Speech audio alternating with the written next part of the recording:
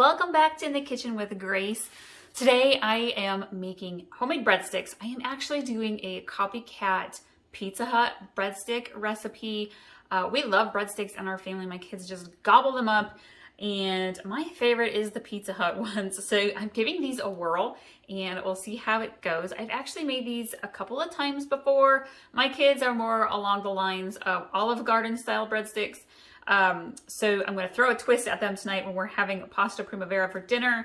And hopefully they like these as much as they like the breadsticks I normally make. So I'm going to start with 1.5 cups of pretty warm water.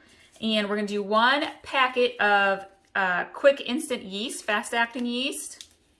We're going to pour that in there.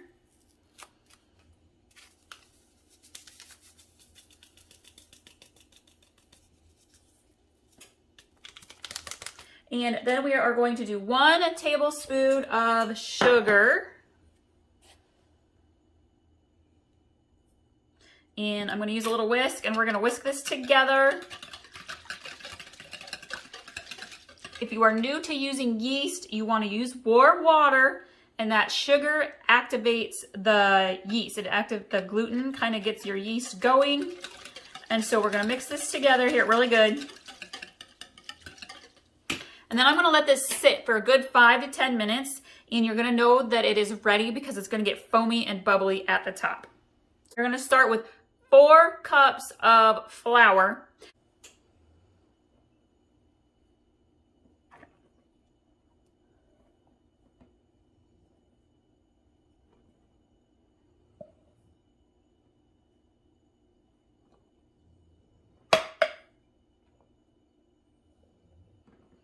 Okay, we've got about 4 cups of flour here.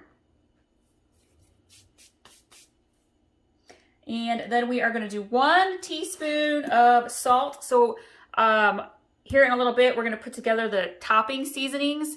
There is salt in those, so I'm going a little light on the salt into the breadsticks themselves.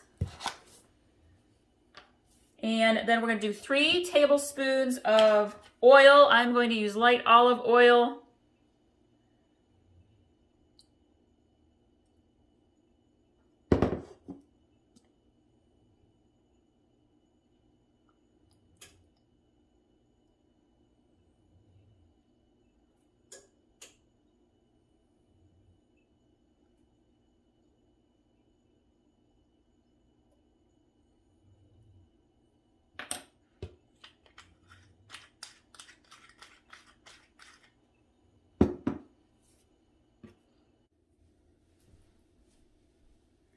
While I'm still waiting for my yeast to get fully activated, I'm going to put together the topping seasonings. And we are going to do, you can use grated Parmesan if you want. I like to use the shredded Parmesan. You're going to do about 2 tablespoons or so, 2 big pinches if you're using shredded Parmesan. And we're going to do 1 tablespoon of onion powder and oregano. And again,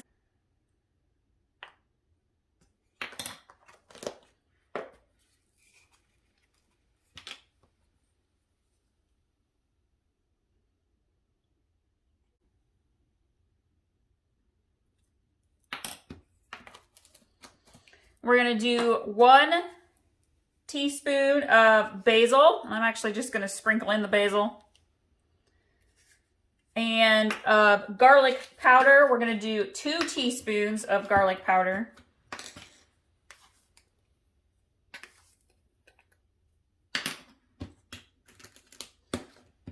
And then it calls for 1 teaspoon of garlic salt. I'm actually just going to use this big combined Lowry's garlic salt.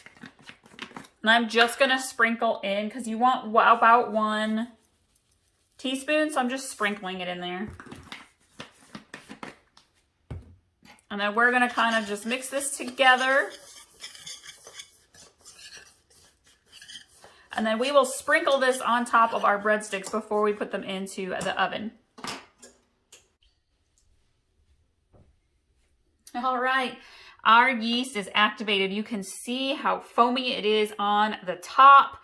And I am gonna go ahead and add this to our flour mixture.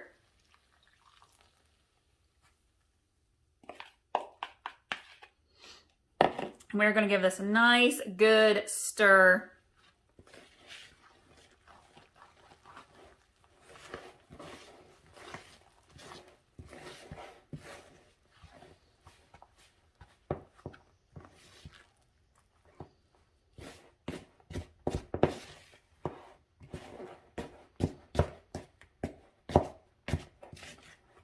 And you'll know when you have it mixed well because it will start pulling away from the sides of your bowl, like it is here.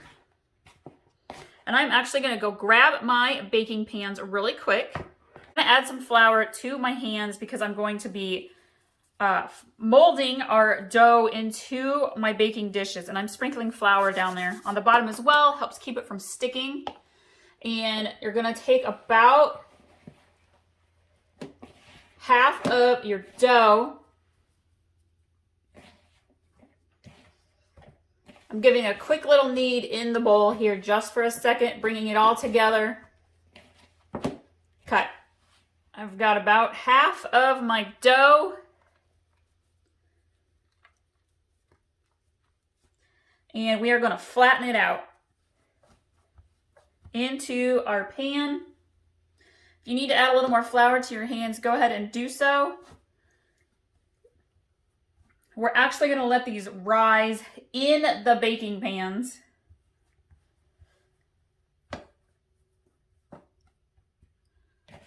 Grab a little bit more dough here.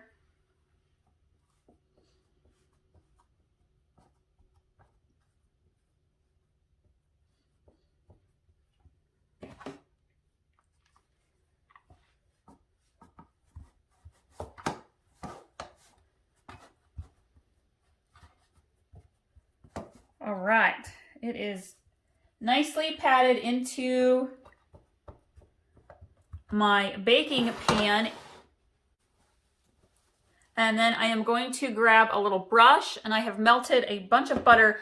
It's about 12 tablespoons or so of butter that I've melted. I'm not going to use all of it. You could probably get away with like 1 stick of melted butter. I like to be generous with it though. And we are going to just spread the butter.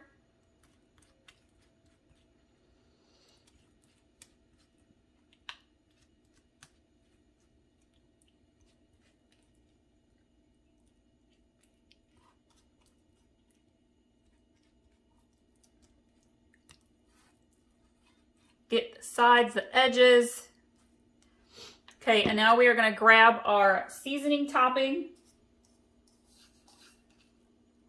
and sprinkle it on top.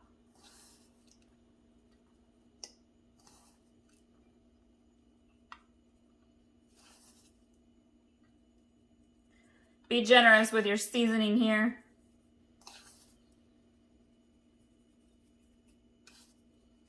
Okay, and I'm going to grab a nice clean kitchen towel. We're going to cover this and we're going to let it sit for a good 45 minutes to an hour and let it rise. And then we will bake it.